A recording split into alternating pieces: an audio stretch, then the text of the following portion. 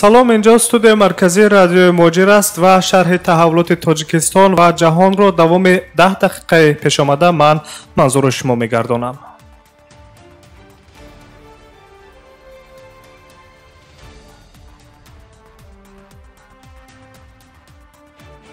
хабарҳоро аз русия шурӯъ мекунем. Президенти русия Владимир Путин бегоҳии 25 март дар робита ба вазъи вазнини эпидемиологӣ дар ҷаҳон аз коронавирус ба шаҳрвандони кишвараш муроҷиати телевизионӣ кард.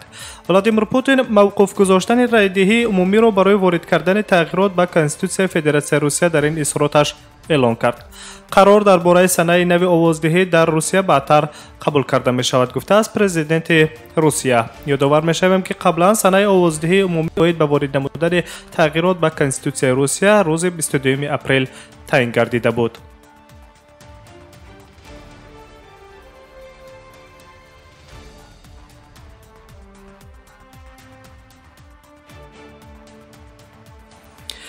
ҳамчунин дар идомаи баромадаш президенти Русия ба зарурати дастгирии оилаҳои сершумор таъкид карда илова намудааст ки дар 3 моҳи оянда аз моҳи апрел сар карда ба ҳар кӯдаки то 3 сола 5000 рубл кӯмакпулӣ дода шавад. ҳамин тавр президенти Русия аз рӯзи 28 март то 5 апрел дар Русия рӯзи истироҳатӣ эълон карда ва илова намудааст ки рӯзи истироҳат ба маоши шаҳрвандон таъсир намерасонад.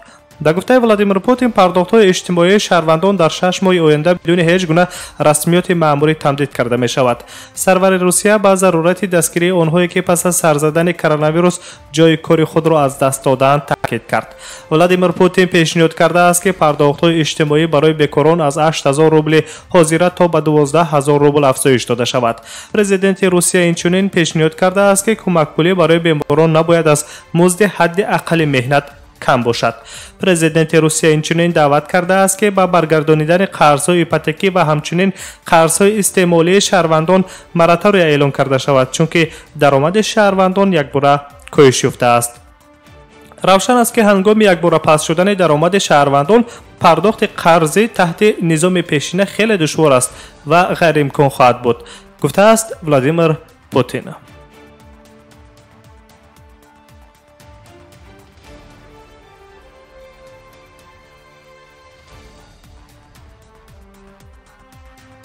хабарҳоро сари мавзӯи коронавирус идома медиҳем. парвозҳои мунтазам ва чартерӣ бо дигар кишварҳо ба истиснои парвозҳо барои овардани шаҳрвандони Русия аз дигар кишварҳо комилан қатъ карда мешавад.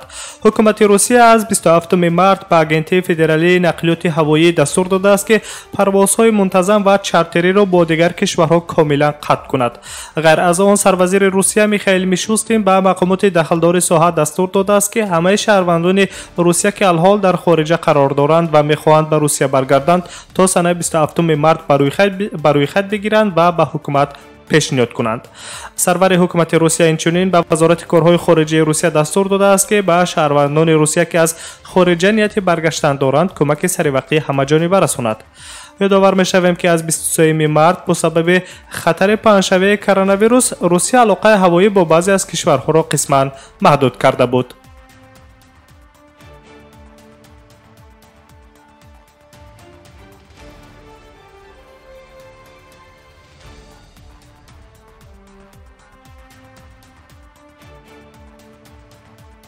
идомаи хабарҳо аз Русия ба Тоҷикистон меравем. зиёда аз 200 мусофири тоҷики дар фурудгоҳи Москав тӯли 5 рӯз дар монда буданд бо парвози махсус ба Тоҷикистон интиқол дода шуданд.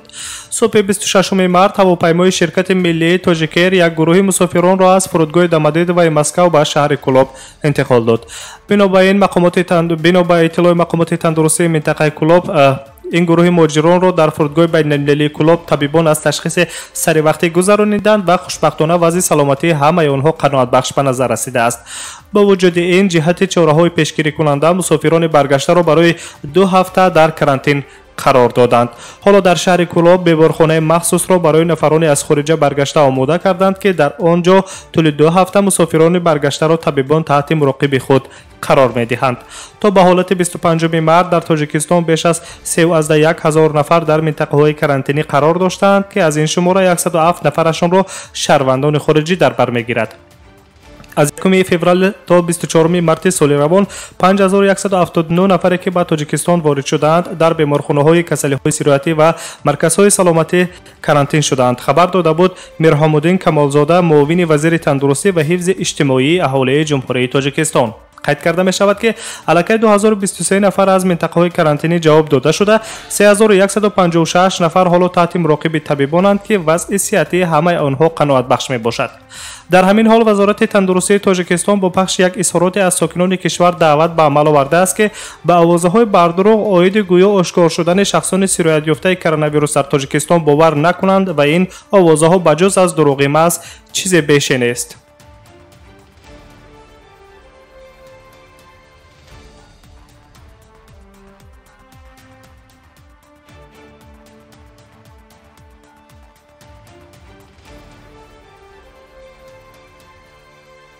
نشر خبری رادیو موجی را مستقیما میشنوید.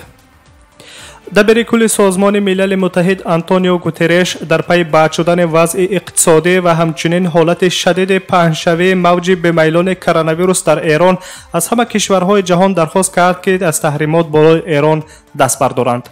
دبیر کل سازمان ملل متحد مشخصاً به امریکا نیز مراجعت کرده گفته است که واشنگتن در این لحظه های سخت و مشکل برای مردم ایران باید که دست نیک دراز کند و تحریمات خود را که اقتصاد ایران را میان شکن کرده است بکار کند. همچنین آنتونیو گوترش از کشورهای عضو سازمان ملل متحد دعوت کرد که برای تلاش‌های ایران در لحظه مهم و سخت جهت مبارزه با کرونا ویروس کمک‌های سری وقتی انجام دهند. از این پیش کمیسر عالی سازمان ملل متحد اید به حقوق انسان میشل بچلت در بیانیه روز سه‌شنبه در پی خروج کرونا ویروس از لغو تحریمات ایالات متحده آمریکا علیه ایران دعوت به عمل آورده بود. در هفته‌های اخیر پس از پهنشوی شدید کرونا ویروس در ایران و بد شدن وضع اقتصادی این کشور، یکچند سازمان‌های بین‌المللی و جمهوری‌ها به مثل ترکیه، روسیه، پاکستان و چین از واشنگتن دعوت کردند که آمریکا تحریمات خود را بالای ایران لغو کند.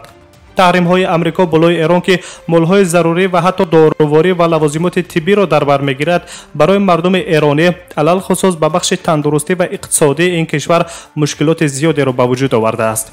در همین حال پرزیدنت ایالات متحده آمریکا دونالد ترامپ اخیراً تاکید کرد که او ضد بیکار کردن تحریمات آمریکا علیه ایران است.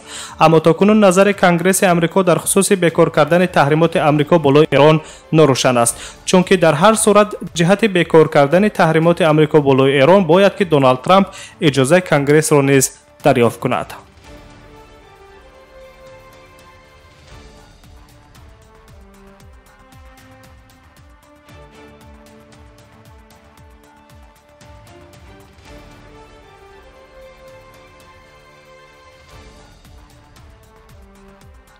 خبرها را از ایران ادامه می‌دهیم. مقامات بهداشتی ایران امروز 26 مارس اعلام کردند که در 24 ساعت اخیر در این کشور از کرونا ویروس 143 نفر به هلاکت رسیده است. شماره عمومی فوت‌ها پس از سر زدن سرایت کرونا ویروس در ایران به 2077 نفر رسید.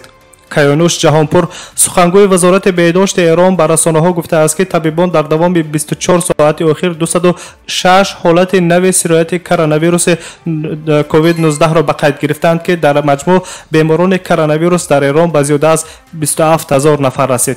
در زمینه پهنشوی بیماران کرونا ویروس در ایران و زیاد شدن شماره نفران فوتیده، چند پیش مقامات رسمی ایران پیشنهاد کمک بشردوستانه آمریکا را بابت مبارزه با کرونا ویروس رد کرده بودند.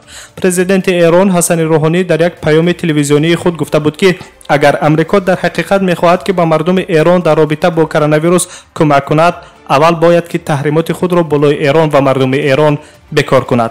خاطر رسان میکنیم که ایران سالها باز این جانب در رابطه با برنامه‌های هسته‌ای و موشکی خود تحت تحریمات جدی ایالات متحده آمریکا قرار دارد.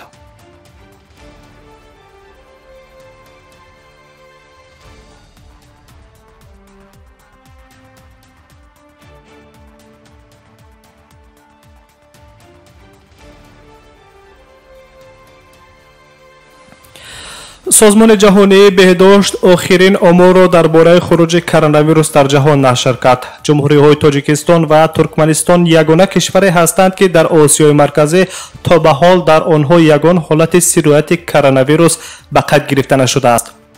дар дигар кишварҳои иттиҳоди давлатҳои мустақил аз ҷумла Русия 658 ҳолат, дар Арманистон 265 ҳолат, дар Молдова 149, дар Украина 145, дар Озарбойҷон 93, дар Қазоқистон 88, дар Беларус 86, дар Ӯзбекистон 60 ва дар Қирғизистон 44 ҳолати гирифторӣ ба коронавирус ба қайд гирифта шудааст. Хабар медиҳад агентии миллии иттилоотии Тоҷикистон ховар бо истинод ба Созмони ҷаҳонии тандурустӣ. تا امروز 29 نفر در بلاروس، 29 نفر دیگر در روسیه، 16 نفر در ارمنستان، 10 نفر در آذربایجان، 2 نفر در مولدووا، 2 نفر در قزاقستان و 1 نفر در اوکراین از این ویروس شفا یافتند. حالتهای فوت بیماران باشد در روسیه 2 نفر، در آذربایجان 1 نفر، در مولدووا 1 نفر و در اوکراین 5 نفر گفته می شود. در جمهوری اسلامی افغانستان که در همسایگی تاجیکستان قرار دارد، شماره مبتلایان کرونا به 84 نفر رسیده است که 2 نفر آنها صحت شدند و 2 نفر دیگر فوتیدند. طبق اطلاع در برابر تاجیکستان و ترکمنستان، همچنین جمهوری خلقی دموکراتیک کره و جمهوری یمن یگان حادثه ویروس کووید 19 را به قید نگرفتند. در بین کشورهای افریقایی باشد ویروس نو به کومور، مالاوی، سیرالیون، سانتومه و پرینسیپ نیز نرسیده است. غیر از این یک قطار کشورها در اقیانوس به مانند وانواتو، کریباتی، میکرونزیا، ناورو، سامائو و توالو نیز رسما اظهارات دادند که در کشورهایشان گرفتاری به کرونا به قید گرفته نشده است. طبق آخرین اطلاع سازمان جهانی تندرستی، تاکنون سرایت کرونا در زیاده از 195 کشور دنیا به قید گرفته شده است.